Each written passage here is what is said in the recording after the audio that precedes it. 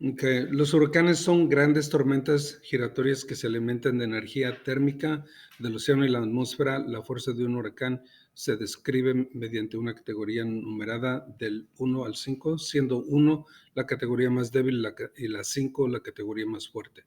Muchos científicos plantean la hipótesis de que el calentamiento global está incrementando el número de huracanes. Las gráficas a continuación muestran el número de huracanes y el cambio de temperatura de 1870 a 2005. Entonces aquí tenemos el número de huracanes, el año que va de 1880 al 2000, y como pueden ver hay una fluctuación, hay un cambio de número de huracanes. El número más grande está acá, que es más o menos 14, y después está el cambio de temperatura.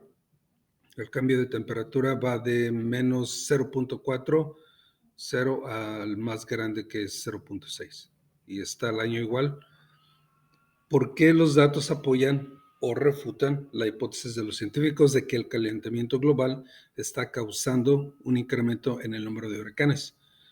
Los datos refutan la hipótesis porque no hay una correlación directa entre el cambio de la temperatura y el número de huracanes. B. Los datos apoyan la hipótesis porque cuando las desviaciones anuales en la temperatura están por debajo de lo normal, disminuye el número anual de huracanes. Los datos refutan la hipótesis porque el cambio anual en la temperatura parece ser aleatorio cuando se compara con el número de huracanes. Los datos apoyan la hipótesis porque la tendencia de aumento, la tendencia del aumento en el número de huracanes corresponde a la tendencia del aumento en el cambio de la temperatura global. Entonces, de acuerdo a las dos gráficas, ¿hay una correlación directa o no? ¿Ustedes qué piensan?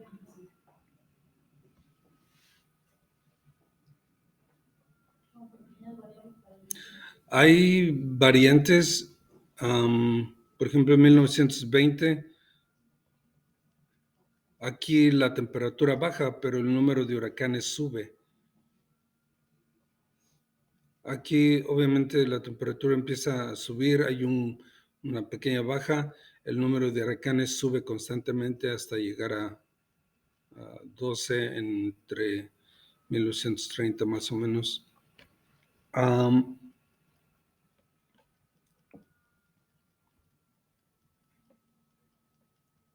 Donde se ve una relación un poquito más directa es al final de los últimos años. Hay una baja de temperaturas. Acá de este lado hay una baja de huracanes y después sube otra vez y parece que empieza a subir otra vez. Entonces, parece que la hipótesis apoya, ¿verdad? Apoya la hipótesis porque cuando las desviaciones anuales, ¿cuál es la hipótesis? La hipótesis dice,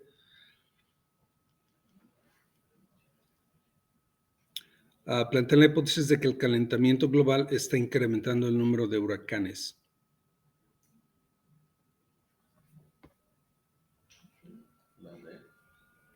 Los datos apoyan la hipótesis porque la tendencia del aumento en el número de huracanes corresponde a la tendencia de aumento en el cambio de temperatura global. Y creo que aquí se trata de, la clave sería la tendencia en general. No necesariamente va a haber un cambio automático o que muestre directamente, solamente porque cambió la temperatura, inmediatamente va a seguir un cambio. Pero en términos de tendencia, creo que dependiendo de las fluctuaciones o los cambios que pasan en la temperatura, concuerdan más o menos con los cambios. La C, los datos refutan la hipótesis porque el cambio anual en la temperatura parece ser aleatorio cuando se compara con el número de huracanes. Como les digo, no está precisamente, no concuerda igualmente, pero creo que pero lo que ponía énfasis es en la tendencia en general, qué es lo que está pasando, porque es lo que tienen que analizar. um, eh, ¿Cuál es la tendencia de las dos comparando? Como les digo, no va a bajar así al mismo tiempo, pero hay una relación un poquito, la tendencia sería esa. Podría ser, um, lo que pasa con estas dos um, son una la otra. Entonces vamos a dejarlo ahí. Creo que ya nos pasamos cuánto tiempo. Ok, vamos a ver qué pasa. Una empresa produce una prueba. Ok, voy a leer la pregunta.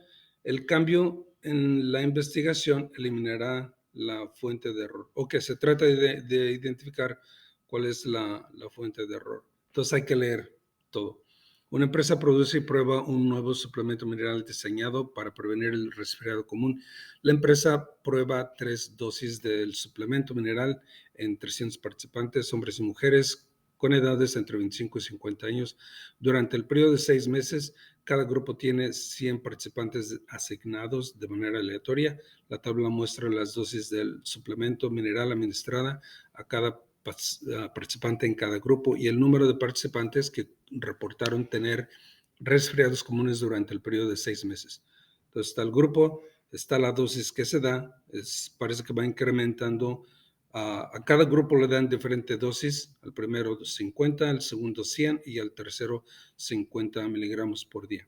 El número de casos de resfriados comunes, el primero reporta 10, el segundo reporta 6 resfriados y el último 5. La empresa afirma que el suplemento mineral puede prevenir de manera efectiva el resfriado común. Un científico cuestiona la afirmación por considerar que existe un error en el diseño de los grupos usados para la investigación. ¿Cuál cambio en la investigación eliminará la fuente de ese error? A. Probar un cuarto grupo en el cual los participantes no ingieran el suplemento mineral. B. Probar con los 3 grupos y que cada participante ingiera el suplemento mineral durante 12 meses. C. Probar solamente con un grupo y que cada participante ingiera 200 miligramos por día del suplemento mineral. D. Probar solamente con 2 grupos. Uno en el que cada participante ingiera 200 miligramos por día y en el otro en el que cada participante ingiera 50 miligramos por día del suplemento. ¿Cuál creen? El problema aquí es de que no hay una manera de comparar si la medicina es efectiva o no. Sí, se va aumentando la dosis, pero no hay un grupo que no esté recibiendo la dosis para poder comparar. Generalmente se le llama placebo para y tiene que haber otro grupo para ver, les dan igual un líquido que sea. Sería el de 200 miligramos para verificar los cambios con los otros 3 grupos. Todavía no hay diferencia porque se le está dando medicamento. ¿Usted dice la D? No, la A. O la A. Y no importa la cantidad, simplemente que se le tiene que dar, se tiene que diseñar un grupo donde el grupo no reciba medicamento para poder comparar los resultados, si la medicina es efectiva o no. Entonces, ¿qué se da, maestro? Porque nos faltó un grupo que se le diera la medicina o el mineral y otro grupo en el que no ingiriera nada para que haya comparación. Ok, vamos a leer la pregunta. La oración del párrafo apoya la idea de que los techos verdes pueden ayudar a reducir los costos de enfriamiento. Entonces hay que leer. Lee este párrafo acerca de los beneficios del techo verde. Los techos verdes se instalan poniendo tierra y plantas en techos especialmente diseñados. La investigación científica ha demostrado que los techos verdes tienen muchos beneficios en comparación con los techos tradicionales.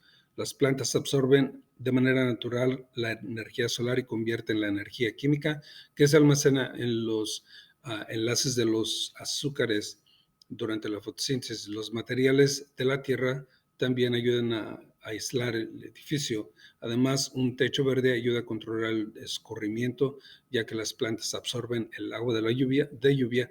Si se usan plantas locales en el techo verde, estas pueden ser el hábitat de especies nativas. ¿Cuál oración del párrafo apoya la idea? El lector de comprensión. La idea de que los techos verdes pueden ayudar a reducir los costos de enfriamiento, dice la B. Y esto todo viene del párrafo, que posiblemente no teníamos que haber leído todo, pero bueno. La investigación científica ha demostrado que los techos verdes tienen muchos beneficios, no dice específicamente acerca de reducir costos. La B dice las plantas absorben de manera natural la energía solar y convierten en energía química que se almacena en los... Esto nada más habla del proceso de cómo absorben, pero no habla de reducir los costos de enfriamiento. Los materiales de la tierra también ayudan a aislar el edificio. Esa sería la evidencia. Okay. ¿Qué otra cosa debe medir el segundo grupo de investigadores para probar su hipótesis? Entonces, hay que leer. El desierto del Sahara y el río Nilo son los dos componentes del medio ambiente natural de Egipto. En Egipto, 99% de la población vive en tan solo 5% del área total a lo largo de las orillas del río Nilo. Este pequeño porcentaje representa toda la tierra cultivable en Egipto. Las crecidas anuales del Nilo suministran agua para producir cultivos. Sin esta fuente de agua, la civilización en Egipto sería muy diferente. Los registros indican que una sequía causó la caída del imperio antiguo de Egipto. Debido a su insuficiente suministro de agua, la producción de alimentos disminuyó, la población sufrió hambruna y el sistema político se desestabilizó. Los científicos han investigado recientemente si hay otras evidencias que apoyan la teoría de que un cambio climático provocó agitación política en Egipto hace aproximadamente 4.200 años. Un grupo de investigadores extrajo una muestra de sedimento del delta del Nilo. Las capas de esta muestra de sedimentos, las capas de esta muestra de sedimentos permitieron a los investigadores estudiar las condiciones medioambientales de miles de años. Los investigadores observaron y formularon la hipótesis de que cuando los periodos con bajas porcentajes de polen de plantas y humedales y periodos con elevadas concentraciones de carbono vegetal microscópico ocurren al mismo tiempo. Eso indicaría una disminución de la vegetación y un incremento de los incendios naturales durante los años de sequía. Un segundo grupo de investigadores también examinó muestras de sedimentos y analizó los cambios en las cantidades de sedimentos depositados con el tiempo. Estos investigadores formularon la hipótesis de una disminución en la cantidad de lluvia correspondería a una cubierta vegetal reducida, lo cual a su vez causaría un incremento en la erosión. Ese incremento en la erosión representaba condiciones similares a las de la sequía y podía observarse como depósitos más grandes de sedimentos en las muestras. Entonces, ¿qué otra cosa debe medir el segundo grupo de investigadores para probar su hipótesis? Un segundo grupo de investigadores también examinó muestras de sedimentos y analizó los cambios en las cantidades de sedimentos depositados en el tiempo, los niveles de agua, el tipo de polen en las muestras de un periodo que corresponda, la composición de carbono microscópico liberado durante incendios naturales, las cantidades de sedimentos en las muestras del delta en un periodo sin sequía. Si les parece, es lo que dice aquí, ¿verdad? Las cantidades de sedimentos y las muestras de... Vamos a ver qué tal. Como ya leímos todo eso, use los menús desplegables para completar la hipótesis del primer grupo de investigadores. Durante una sequía, la disminución de la lluvia reducirá la cantidad de vegetación que puede crecer e incrementar el número de incendios naturales, de manera que que debe encontrar en las muestras una elevación de entonces una sequía, ¿verdad? Sedimentos.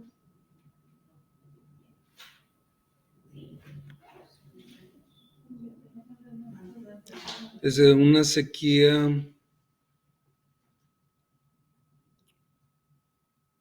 Carbón vegetal.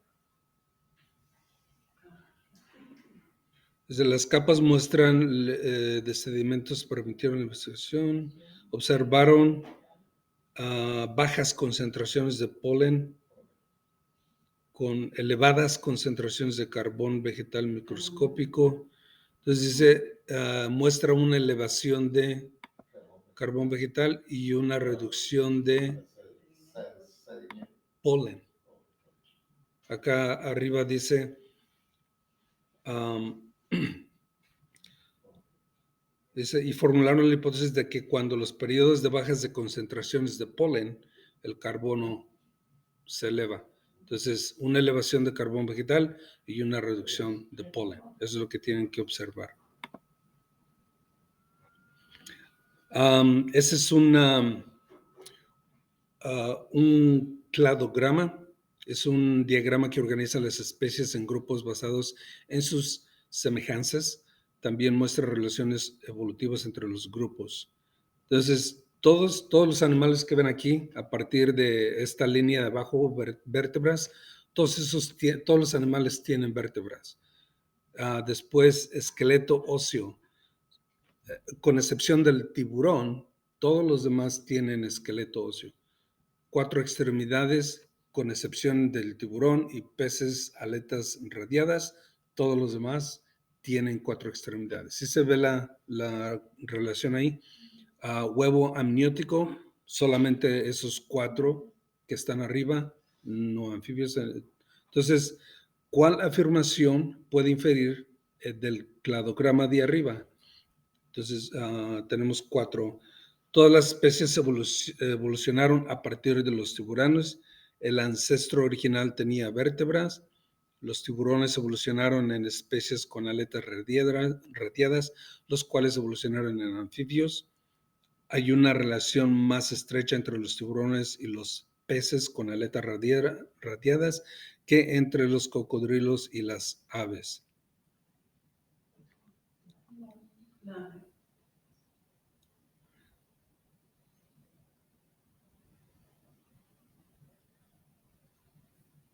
Ancestros originales tenían vértebras, todos esos, creo que es verdad, ¿verdad?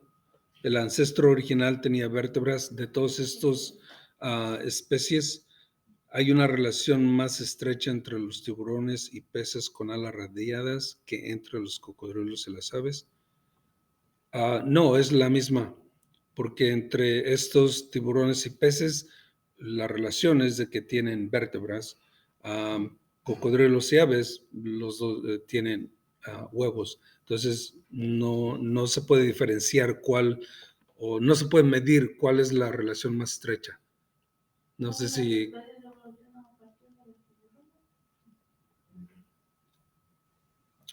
No, aquí dice que los tiburones evolucionaron en peces con aletas radiadas. No es una evolución. Aquí, esto no muestra una evolución. Esto muestra diferentes especies que tienen algo en común. Entonces sería la B. El ancestro original tenía vértebras, que es lo que podemos observar. Okay. La siguiente tabla compara los requerimientos de energía de 3 tecnologías de pantalla para dispositivos de lectura electrónica.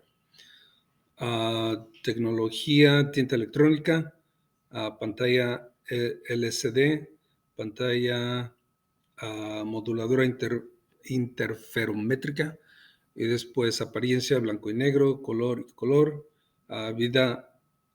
vida útil promedio es 40 días, 10 horas y 5 días. Con base en la información de la tabla, la tecnología eMode es más veces más eficiente que el uso de energía que la tecnología LCD. Puede usar calculadora, escribe su respuesta en el recuadro. ¿Cuántas veces más eficiente?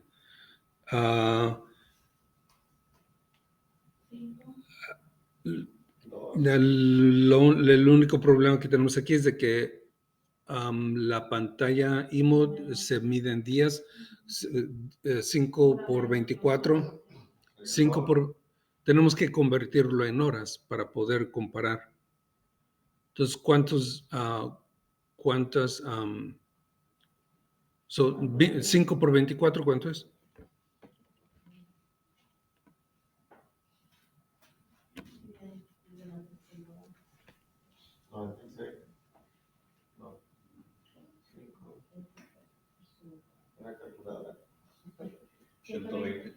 Que 120 horas y la otra es 10 horas. Entonces, la tecnología eMode es ¿cuántas veces? Es 12 veces. No, pero estamos hablando de cuántas veces más. Si eMode es 120 horas, dura 120 horas, la otra solamente 10. ¿Cuántas veces es más eficiente? 12 veces. ¿Sí se entiende eso? Ok. En el año 1800 se liberaron 10 caballos en una isla. Con el tiempo, el tamaño de la población de caballo creció y fluctuó. ¿Sí se acuerdan del concepto de, ¿cómo se llama? Capacidad de carga. ¿Sí lo vemos aquí? Donde hay recursos, se inserta una especie y después hay una fluctuación entre la cantidad de recursos, la especie, bajan los recursos, baja la población. Suben los recursos, sube la población. Eso. Entonces, ¿en qué punto de la gráfica la población de caballos está en su capacidad de carga? Quiere decir donde hay un equilibrio. ¿Dónde? La D, ajá. Sí, acá arriba es el pico máximo de la población, pero entonces hay una decae precisamente porque los recursos decayeron también. Entonces, esa es la parte donde se muestra el equilibrio, el sube y baja.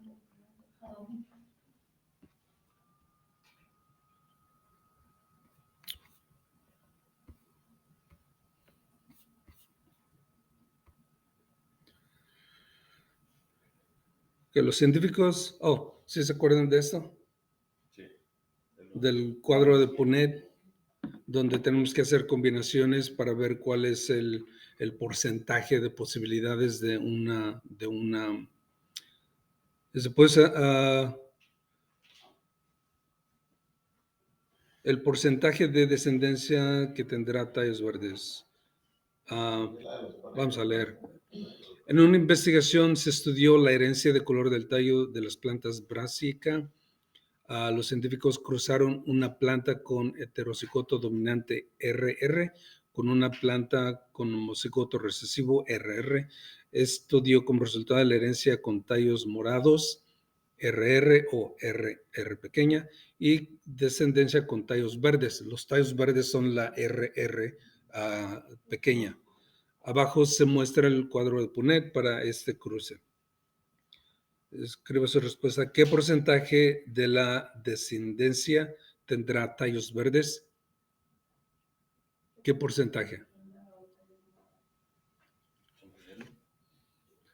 Tenemos una R aquí que va a estar presente en 2 de ellos. Los tallos verdes tienen que ser RR. ¿Cuántos RR vamos a tener? Aquí vamos a tener uno y aquí vamos a tener otro. Entonces, ¿cuál porcentaje es? ¿Cuál porcentaje? 50% y 50% de tallos morados. ¿Sí se entiende o no? ¿ya? Cuando haya la presencia de una R, es el característica dominante, entonces tenemos R mayúscula, R minúscula, R mayúscula, R minúscula, y aquí tenemos en los dos casos R's minúsculas, donde van a aparecer tallos verdes.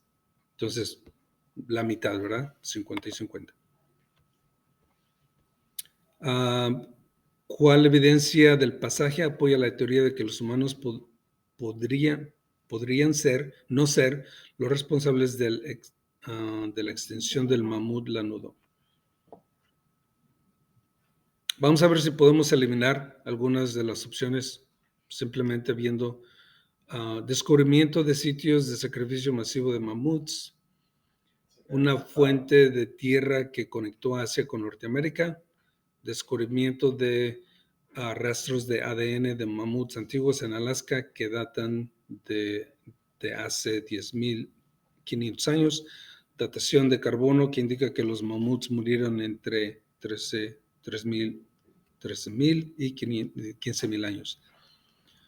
¿Qué evidencia del pasaje apoya la teoría de que los humanos podrían no ser los responsables de la extinción del mamut? Creo que es muy difícil eliminar alguna de ellas. Hay que leer. Ok, se puede eliminar la A, pero después nos quedamos con... Ok, tienen razón. La respuesta con el ADN no viene al caso.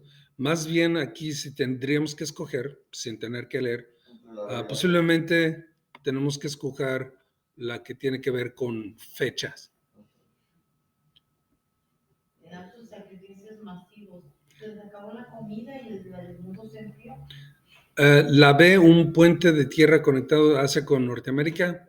Creo que no hay un impacto, no tiene nada que ver los humanos ahí.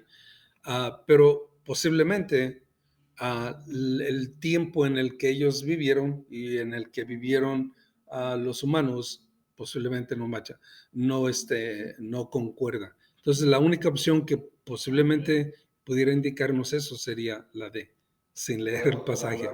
¿Quieren que vamos a leer el pasaje de todos modos para que vean? Pero si lo hacemos de esta manera, creo que es la...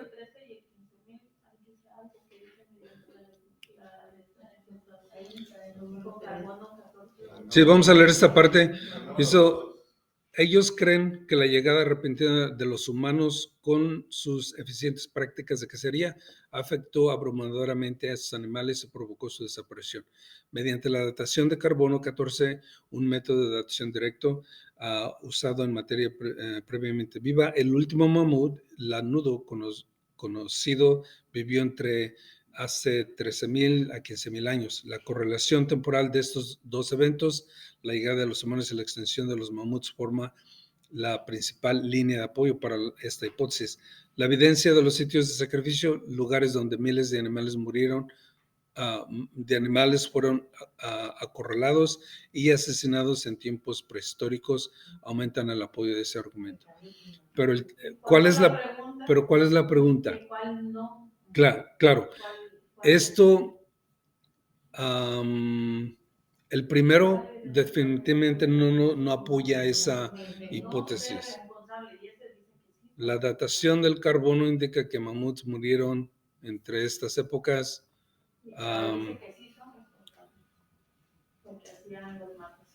Pero acá abajo dice un diferente de científicos cree que cree que el cambio climático causó esta extinción, no la cacería excesiva por parte de los humanos entre 10.000 y 15.000 años, que es el periodo en el que acaba la D. El promedio mundial de la temperatura aumentó 6 grados. El cambio resultante en el clima habría provocado una extensión, pérdida de hábitats para la megafauna.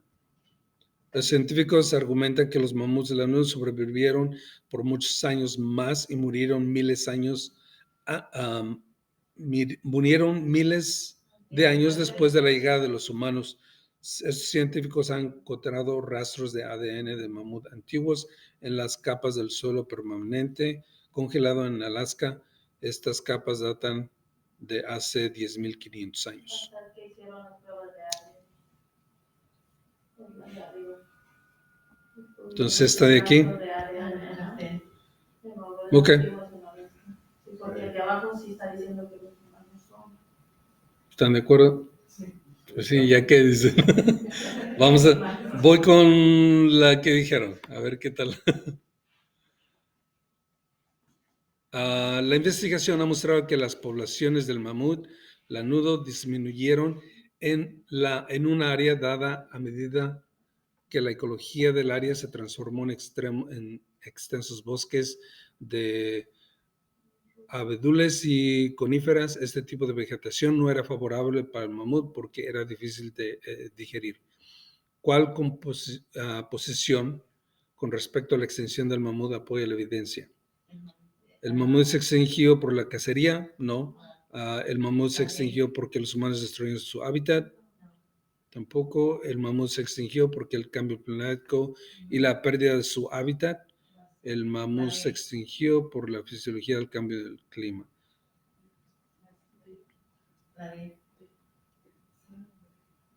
La D, ¿por qué? Fisiología del cambio con el climático y su hábitat ya no era para ellos. Ya no crecían las plantas que necesitaban para comer. Crecieron coníferas y ese otro tipo de plantas. Cambio fisiológico, los mamuts cambiaron. No sabemos eso. No es que haya un cambio así, tienen que pasar miles de años para que eso pase. Ok, entonces aquí se trata de una pregunta de matemáticas. ¿Cuál es la mediana de los datos? ¿Sí se acuerdan cuál es la mediana? ¿Cuál es? Hay que poner en orden y después identificar cuál es el número de en medio. Entonces, del más bajo, 98, 104, 115, 137 y 263. ¿Cuál es el que está en medio? 115 es el del medio. Entonces, la mediana. La media es el promedio. Ok, vamos a leer. Tenemos que leer porque tenemos que describir pasos que pasan. Los saltamontes machos de la especie Cortopus bigutulus chirría durante la temporada de apareamiento para atraer a las hembras de la especie. Unos científicos formularon la hipótesis de que el chirrido de los saltamontes machos, cuyos hábitats están cerca de las carreteras, tienen frecuencia más alta que el chirrido de los saltamontes, cuyos hábitats están más lejos del ruido que producen los carros. Los científicos diseñaron una investigación para probar esta hipótesis. Completa el procedimiento experimental que permitió a los científicos poner a prueba la hipótesis. Arrastre los pasos a la tabla. Entonces, el primer paso está hecho por nosotros. Recolectan 188 saltamontes de hábitats cercanos a las carreteras y 188 hábitats silenciosos durante la temporada de apareamiento. Entonces, ¿qué seguiría? ¿Cuál paso seguiría?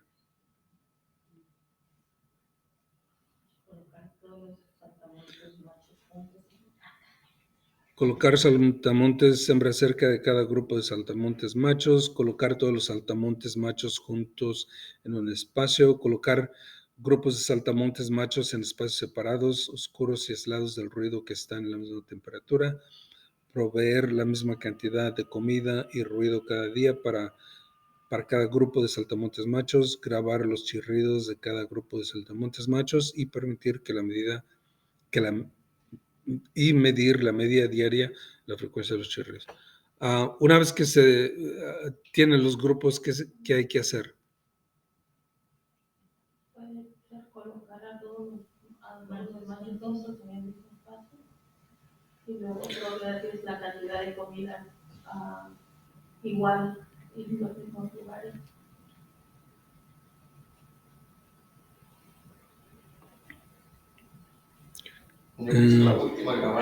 Va a ser primero Pero- separarlos en espacios diferentes, colocar Ajá. únicamente, colocar grupos, luego darles la misma cantidad de comida y el ruido para cada grupo de saltamontes machos. Y queda bien.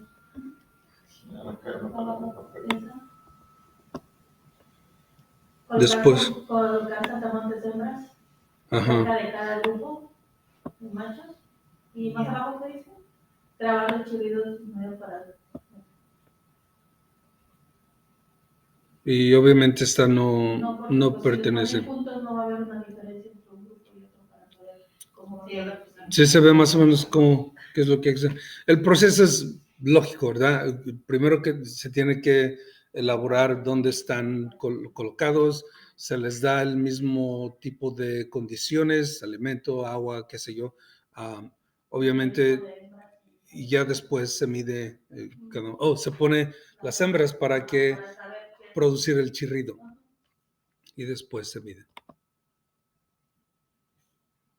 La pregunta, ¿cuál comparación entre este nuevo proceso de producir hidrógeno de fotosíntesis apoya? Ok, ¿qué leer? Ahí díganme el tiempo, ¿ok? Nos quedan. Unos científicos encontraron recientemente una manera de producir hidrógeno a bajo costo, lo que permitiría que el gas se usara como combustible. Este proceso de producción de hidrógeno tiene algunas similitudes con la fotosíntesis. En las plantas, la fotosíntesis usa la energía solar para combinar químicamente agua y dióxido de carbono para producir azúcar y oxígeno. El azúcar se usa luego como fuente de combustible para la planta y los organismos que consumen la planta. La producción de hidrógeno, los científicos mezclaron partículas extremadamente pequeñas de cadmio y selenio, las cuales emiten electrones cuando son expuestas a la luz, y ácido ascórbico, un químico que produce iones de hidrógeno cuando se descompone. Los científicos usaron un catalizador de níquel que hace que los electrones emitidos se combinen con los iones de hidrógeno y formen hidrógeno. Esta reacción es continua y después de 2 semanas de segunda se seguía produciendo hidrógeno. Los científicos esperan que en el futuro esta sea una fuente viable de combustible.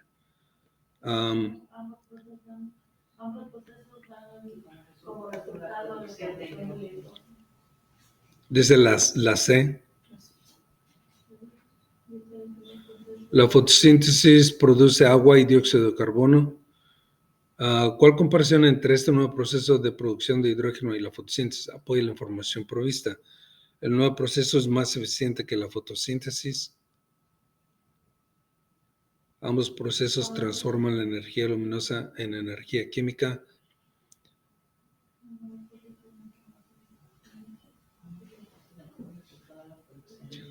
¿Cuál es lo que se está tratando de decir aquí arriba?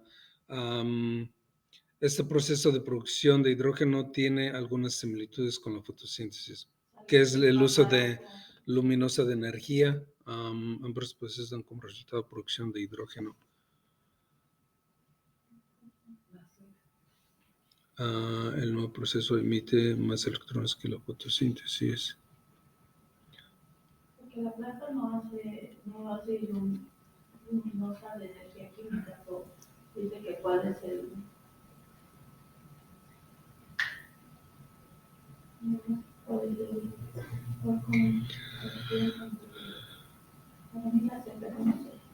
Y faltan de...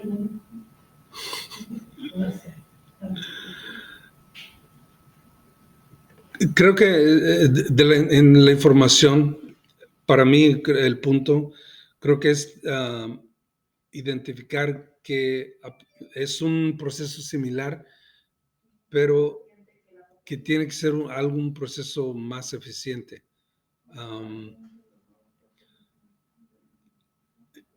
El resultado aquí no dice que sí, la fotosíntesis va a producir agua que tiene hidrógeno y oxígeno combinado y va a producir dióxido de carbono.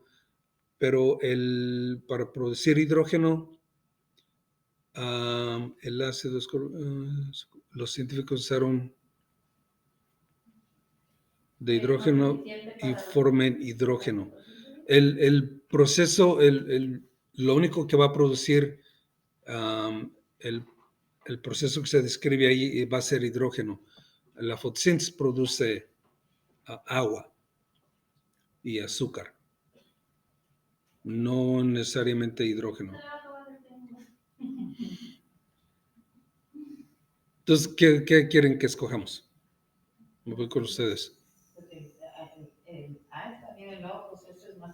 ¿Cuál dijo usted? También el puede ser el nuevo proceso emite más electrones que la fotosíntesis, como es más rápido. Pero acá arriba, no sé, la fotosíntesis no trata de... Es una transformación de energía, ¿verdad? Ok, la dejamos en la. A ver. Se apúrale. Ok, vamos a leer la pregunta. Creo que podemos utilizar la gráfica bastante fácil. ¿Cuál cambio de fase ocurriría si el agua sufre una gran disminución en la presión, pero su temperatura no cambia? La temperatura está abajo, ¿verdad? Va de menos 20 hasta 120. La presión cambia, va de la presión más pequeña de 0.001 a 10,000 unidades de ATM, atmósferas. Entonces, ¿qué cambio se produce? ¿Cuál cambio de la fase ocurriría si el agua sufre una gran disminución en la presión, pero su temperatura no cambia? Entonces tenemos que ver en esta, ¿verdad? ¿Qué pasa si disminuye la presión? La presión es la de abajo, pero es la misma temperatura. Claro, la misma temperatura. Entonces el agua se convierte en hielo 1. El agua se convierte en líquido. El líquido está de este lado y para eso tiene que subir la temperatura. Entonces eso no podría ser. El agua se convierte en vapor igual. Se